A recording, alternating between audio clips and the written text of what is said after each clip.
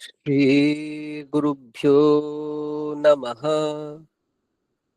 हरिः ओम्। सहना भवतु, सहनौ भुनक्तु, सह वीर्यङ्करवावहै। तेजस्विनावधीतमस्तु मा विद्विषावहै। ॐ शान्ति शान्ति शान्तिः। ॐ जातवेदसे सुनवामसो ममराति यतो निदहाति वेदः स नः पर्षदति दुर्गाणि विश्वा नावेव सिन्धुं दुरितात्यग्निः तामग्निवर्णान् तपसा ज्वलन्तीं वैरोचनीं कर्मफलेषु जुष्टाम् दुर्गां देवीगं शरणमहं प्रपद्ये सुतरसि तरसे नमः। अग्ने त्वं पारयानभ्यो अस्मान् स्वस्तिभिरति दुर्गाणि विश्वा पूश्च पृथ्वी बहुला न उर्वी भवातोकायतनया यशंयोः विश्वानिनो दुर्गः जातवेदः सिन्धुन्न नावा दुरितातिपर्षि अग्ने अत्रिवन्मनसा गृणानो ओस्माकं बोध्यविता तनूना आम् पृतनाजितगं सहमानमुग्रमग्निगं हुबेम परमात् सधस्थात् स नः पर्षदति दुर्गाणि विश्वा क्षामद्देवो अतिदुरितात्यग्निः प्रत्नोषि कमीड्यो अध्वरेषु सनाच्च होता नव्यश्च सत्सि स्वाञ्च आग्ने तनुवं पिप्रयस्वास्मभ्यं च सौभगमायजस्व गोभिर्जुष्टमयुजो निषिक्तन्तवेन्द्रविष्णो रनुसञ्चरेम नाकस्य पृष्ठमभिसंवसानो वैष्णवील्लोक इह मादयन्ताम् ॐ कात्यायनाय विद्महे कन्याकुमारी धीमहि तन्नो दुर्गिः प्रचोदयात्। ॐ शान्ति शान्ति शान्तिः।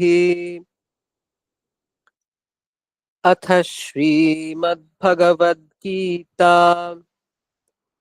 अथ तृतीयोऽध्यायः। ये मे मतमिदं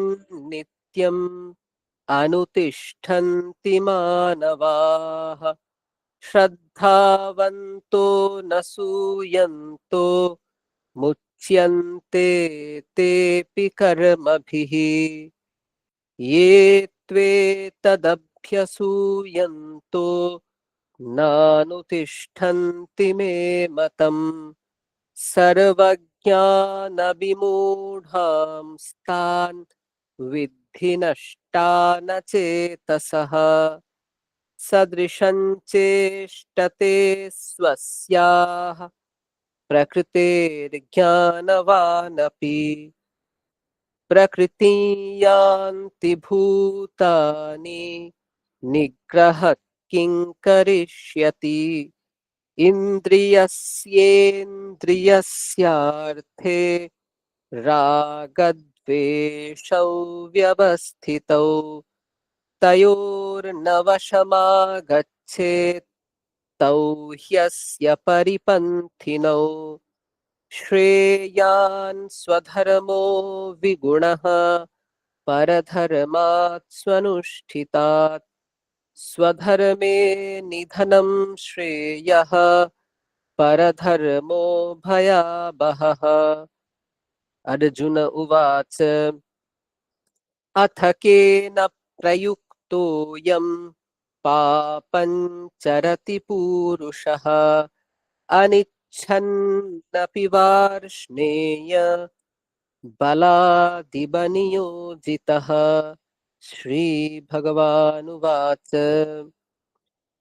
काम एष क्रोध एष रजो गुणसमुद्भवः महाशनो महापाप्मा विद्येनमिह वैरिणम् धूमेनाव्रियते वह्निः यथादर्शो मलेन च यथोल्बेनावृतो गर्भः तथा तेनेदमावृतम् आवृतं ज्ञानमेतेन ज्ञानिनो नित्यवैरिणा कामरूपेण कौन्तेय दुष्पूरेणानलेन च इन्द्रियाणि मनो बुद्धिः अस्याधिष्ठानमुच्यते एतैर्विमोहयत्येष ज्ञानमावृत्य देहिनम् तस्मात् त्वमिन्द्रियाण्यादौ नियम्य भरतर्षभ पाप्मानं प्रजहिह्येनं ज्ञानविज्ञाननाशनम् इन्द्रियाणि पराण्याहुः इन्द्रियेभ्यः परं मनः मनसस्तु परा बुद्धिः यो बुद्धेः परतस्तु सः एवं बुद्धेः परं बुद्ध्वा संस्तभ्यात्मानमात्मना जहि शत्रुं महाबाहो कामरूपं दुरासदम् ॐ तत्सदिति श्रीमद्भगवद्गीतासु उपनिषत्सु ब्रह्मविद्यायां योगशास्त्रे श्रीकृष्णार्जुनसंवादे कर्मयोगो नाम तृतीयोऽध्यायः আজকের মনন তৃতীয় অধ্যায়ের 17 নম্বর শ্লোক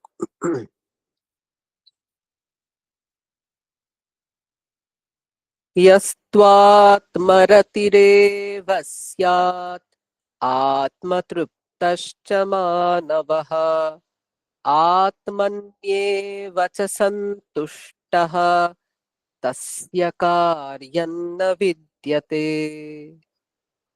আবার পড়ছি यस्त्वात्मरतिरेव स्यात् आत्मतृप्तश्च मानवः आत्मन्येव च सन्तुष्टः तस्य कार्यं न विद्यते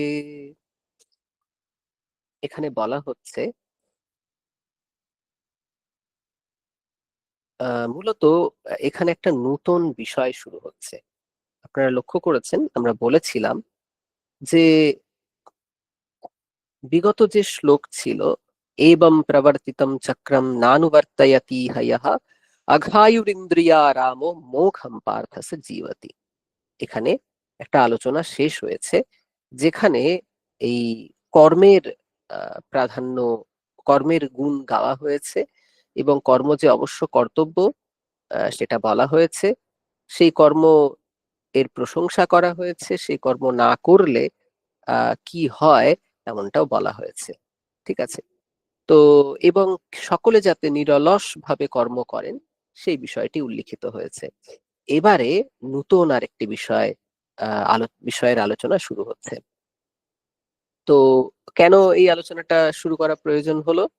বলা হচ্ছে আহ এই যে কর্মচক্রের কথা বলা হচ্ছিল, আহ সেই চক্র কি সকলের অনুবর্তন করা উচিত? সবাই কি এই আহ যে এবং প্রবর্তিতম চক্রম বলে যে চক্রের কথা বলা হয়েছে, শঙ্করাচার্য যেখানে বলেছিলেন এই বেদ আর যজ্ঞ পূর্বক এই যে জগৎ চক্র প্রবর্তিত আছে, ঠিক আছে? বেদ আর যজ্ঞ, যজ্ঞকে কোথা থেকে জানা যায়? বেদ থেকে জানা যায়। ঠিক আছে? বেদে প্রতিপাদিত হয়েছে যজ্ঞ, সেই যজ্ঞ আচরণ করতে হবে। এবং তাহলে কি হবে না, দেবতারা সন্তুষ্ট হবেন, দেবতারা সন্তুষ্ট হলে কি হবে, তারা আমাদেরকে আমাদের ইষ্ট বিষয় দান করবেন।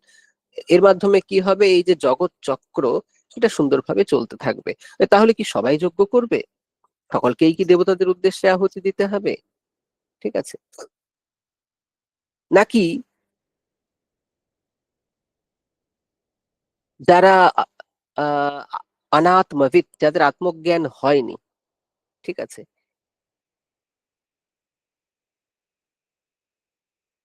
তারা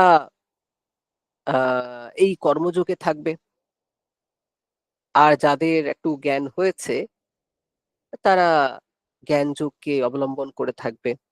ঠিক আছে, এরকম প্রশ্ন আগামীতে আসতে পারে। তার জন্য এই বিষয়গুলোকে আগেই পরিষ্কার করে দিচ্ছেন শ্রী ভগবান। কারণ এই যে আলোচনাগুলো হয়, তো আলোচনাগুলো তো স্টেপ বাই স্টেপ হয়। প্রথমে আলোচনা হলো যে এরকম আহ বেদ থেকে জানা যাবে যজ্ঞকে, সেই যজ্ঞকে আমাদেরকে কর্ম ব্রহ্মোদ্ভবম বিদ্ধি ব্রহ্মাক্ষর সমুদ্ভবম বলা হয়েছিল, যে বেদ থেকেই কিন্তু এই যজ্ঞকে জানা যায়, এবং এই যজ্ঞ আমাদের অবশ্য আচরণীয়, এর মাধ্যমে এই জগৎচক্র প্রবর্তিত হয়, ইত্যাদি বলা হয়েছে। তো এটা কার জন্য? এটা কি সবাইকে করতে হবে, নাকি শুধুমাত্র যারা অনাত্মবিদ, যাদের আত্মজ্ঞান হয়নি তাদেরকে করতে হবে? একটা ক্ল্যারিফিকেশন এখানে চাওয়া হতেই পারে, অর্জুন চাইতেই পারেন। তার জন্য ভগবান বলছেন ইয়াস্তু আত্মরতিরেব স্যাৎ, বলছেন যে দেখো, যে আত্মজ্ঞান নিষ্ঠ, যার আত্মজ্ঞান হয়ে গেছে, ঠিক আছে, এবং আত্মজ্ঞান হয়ে গেলে সে নিজের যে স্বরূপানন্দ, যেটা আমাদের মধ্যে যে আনন্দ সাগর আমাদের রয়েছে, যেটা আমার স্বরূপ, সে তখন বাইরের বিষয়ে আর লিপ্ত হয় না। কারণ সে বুঝতে পারে বাইরের সমস্ত বিষয় হচ্ছে অনিত্য, চিরকালীন নয়, এগুলো অনিত্য। ফলে অনিত্য বিষয় কখনো নিত্য সুখ এনে দিতে পারে না। আমরা চাইছি নিত্য শাশ্বত সুখ, যে সুখ একদম চিরকালীন হবে। কিন্তু কোথা থেকে চাইছি? অনিত্য বস্তু থেকে। যে অনিত্য বস্তু ভোগ করে আমরা চিরসুখী হব, কি করে হবে? অনিত্য বস্তু অনিত্য, তার যতদিন আহ সময়, মানে যতদিন তার স্থিতিকাল, তার মধ্যেই সে সুখ প্রদান করবে। তাও যে সে সব সময় সুখ প্রদান করবে তাও নয়। ঠিক আছে? তো যেমন ধরুন, আহ আপনি ঠিক করেছেন আমি সারা জীবন প্রতিদিন মিষ্টি খাবো, মিষ্টি খেলে আমার প্রচন্ড আনন্দ হয়, তো ওয়েল এন্ড গুড, আপনি খান। 1 বছর, 2 বছর, 5 বছর, 10 বছর, 20 বছর, 30 বছর, তারপরে হয়ে গেল সুগার, তারপরে তো আর মিষ্টি খেতে পারবেন না। মিষ্টি খেলে তখন তো শারীরিক অসুস্থতা দেখা যাবে। ফলে ওর একটা ভ্যালিডিটি আছে।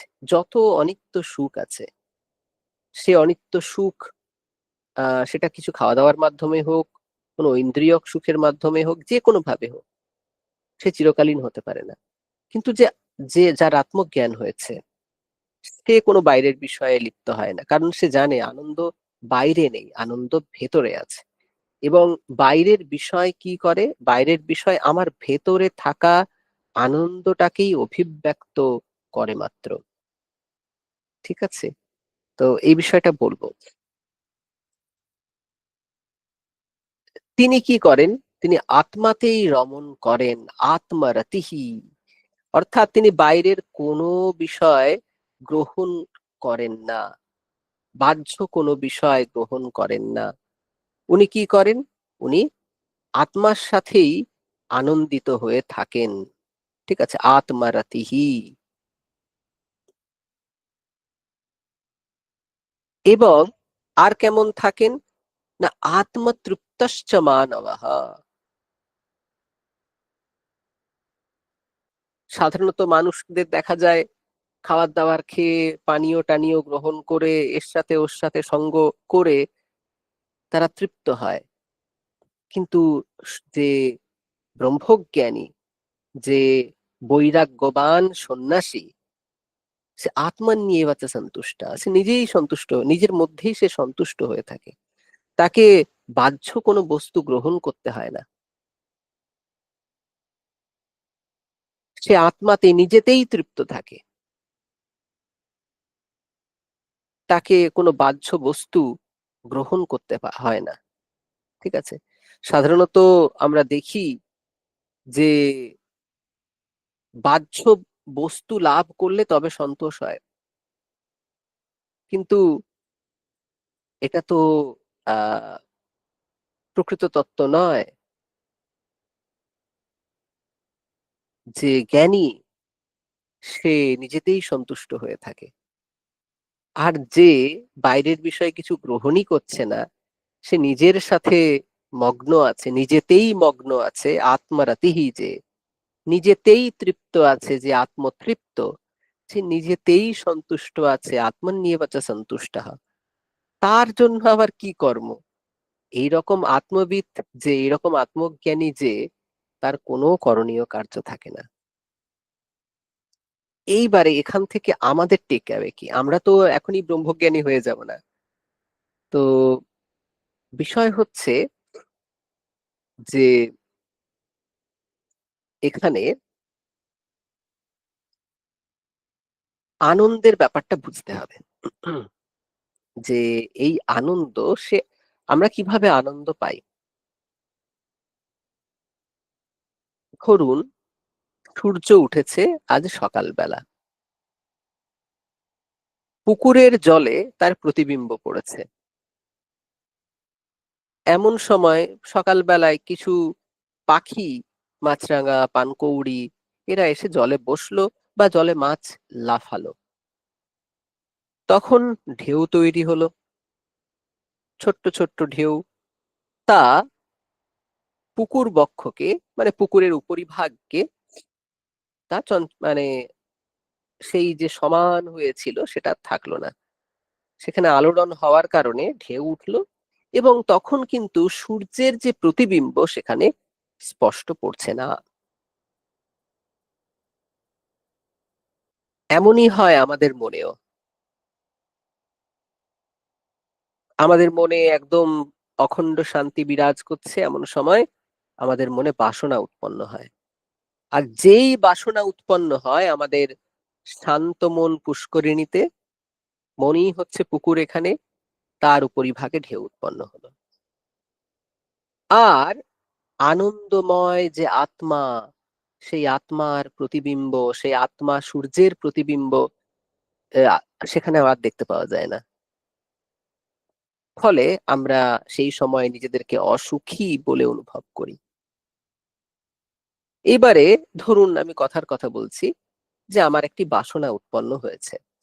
কি বাসনা? যে আমি একটি বাড়ি নেব। আমি ধরুন ভাড়া বাড়িতে থাকি, আমার একটা বাসনা উৎপন্ন হয়েছে যে আমি একটি বাড়ি নেব। আমি একটা ফ্ল্যাট হোক বা বাড়ি হোক, কিছু একটা নেব। এইবারে যখনই আমার বাসনাটা উৎপন্ন হলো, অমনি মনে তরঙ্গ উৎপন্ন হয়ে গেল। ফলে যে প্রশান্তি আমার মন জুড়ে বিরাজ করছিল, সেই প্রশান্তি নষ্ট হয়ে গেল।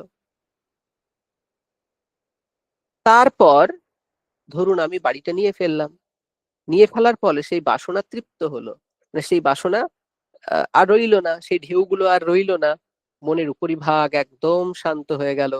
তখন আনন্দ সূর্যের প্রতিবিম্ব সেখানে স্পষ্ট দেখা যাচ্ছে। ফলে তখন মন আবার আনন্দময় হয়ে যায়। তো আমরা ভাবি যে ওই বাইরের বিষয়টার জন্য আমাদের বোধহয় আনন্দ হলো, কিন্তু আনন্দটা ওই বাইরের বিষয়টাতে ছিল, কিন্তু তা না। বাইরের বিষয়টা আমার বাসনাকে দূর করেছে মাত্র। বাসনা দুই ভাবে দূর হয়, একটা হচ্ছে মানে সাধনার মাধ্যমে বাসনা ত্যাগ করা যায়, আরেকটা হচ্ছে সাধনার যে সরি বাসনার যে বস্তু, আহ, মানে বাসনা দূর করা যায়, সাধনার মাধ্যমে বাসনা দূর করা যায়। আর বাসনার যে বস্তু, সেই বস্তুটা পেলেও সেই বাসনা দূর হয়। তো যেহেতু বাসনার বস্তুটা পেয়ে গেছেন, তাই আহ, সেই বাসনা দূর হয়ে যাওয়ার কারণে মন শান্ত হয়ে যায়, তখন আপনি আনন্দ অনুভব করেন। আপনি যেটা চেয়েছেন, সেই চাওয়ার কারণে মনে তরঙ্গ হয়, এবং সেই বস্তুটা পেয়ে গেলে আনন্দ হয় এই কারণেই। তার অর্থ এই নয় যে বাইরে বিষয়টা আছে, আনন্দটা বাইরে আছে, কোনো বস্তুতে আছে, আনন্দটা আমাদের মধ্যেই আছে। আমাদেরই স্বরূপ হচ্ছে আনন্দ। আনন্দ বাইরে থেকে আসে না, সে আনন্দটা অভিব্যক্ত হয় মাত্র বাসনা পূর্তি হলে। আবার যারা মানে বৈরাগ্যবান, তারা কি করেন, তারা বাসনাটাকেই দূর করে দেন, বলে না আমার কোনো বাসনা নেই, আমি কোনো বাসনাতে পড়বই না বাসনার জালে। তার ফলে তার মনে কোনো তরঙ্গ উৎপন্ন হয়ই না, সে স্বাভাবিকভাবে আনন্দে থাকে। তাই যিনি আত্মাতেই রমণ করেন, তিনি স্বাভাবিকভাবেই আনন্দিত থাকেন। তিনি আত্মাতেই তৃপ্ত, তাকে বাইরের বিষয়ে, বাইরের অনিত্য বিষয়সমূহে ভ্রমণ করতে হয় না। তিনি নিজের মধ্যেই সন্তুষ্ট থাকেন, বাহ্য বিষয় গ্রহণ করে তাকে সন্তুষ্ট হতে হয় না। তো এমন যে মানুষ, যিনি বাসনাকেই দূর করেছেন, আহার এই যত সকল বৈদিক কর্ম আছে তা করা হয় বাসনা পরবশ হয়েই। যে স্বর্গ চায় সে অগ্নিহোত্র করবে, ওইদিকে বৈরাগ্যবান সন্ন্যাসী বলছে দূর, আমি কিছু চাই তো না, আমি কেন অগ্নিহোত্র করতে যাব, করবেই না ও। ফলে যে কোনো কাজের জন্য প্রথমে যে বাসনা প্রয়োজন হয়, যে বাসনা কর্ম অনুষ্ঠানের ইন্ধন, সেই বাসনাই যা দূরীভূত হয়ে গেছে, বাহ্য বিষয়ের সাথে যার সম্পৃক্ততা নষ্ট হয়ে গেছে, যে নিজেই সন্তুষ্ট, যে নিজেতেই তৃপ্ত, ঠিক আছে, তার আর কোনো কর্তব্য থাকে না। অসীম মহারাজ বলে আমাদের একজন মহারাজজি ছিলেন। আমি যখন স্কুলে ছিলাম তখন উনি হস্টেল সুপার ছিলেন না, উনি তখন আনুষঙ্গিক দায়িত্বে ছিলেন। তো হস্টেল সুপার ছিলেন স্বামী মুক্ত সঙ্গানন্দজি, সন্তোষ মহারাজ। আর আমাদের আনুষঙ্গিক অন্যান্য বিষয়ে সেখানে দায়িত্বে ছিলেন আহ অসীম মহারাজ। অসীম মহারাজ বলতেন, উনি খুব বেশি বাইরে টাইরে যেতেন না, একমাত্র মাঝে মাঝে হঠাৎ করে 1 বছর 2 বছরের জন্য হাওয়া হয়ে যেতেন। শুনতাম কোনো একটা হয়তো জঙ্গলে কোনো একটা গ্রামে গিয়ে একখানা কুটির করে সেখানে ওখানে সাধনা করছেন। ওই রকমের মানুষ ছিলেন, খুব সাধনা করতে কর্মযোগী ছিলেন, সাধনা করতেন।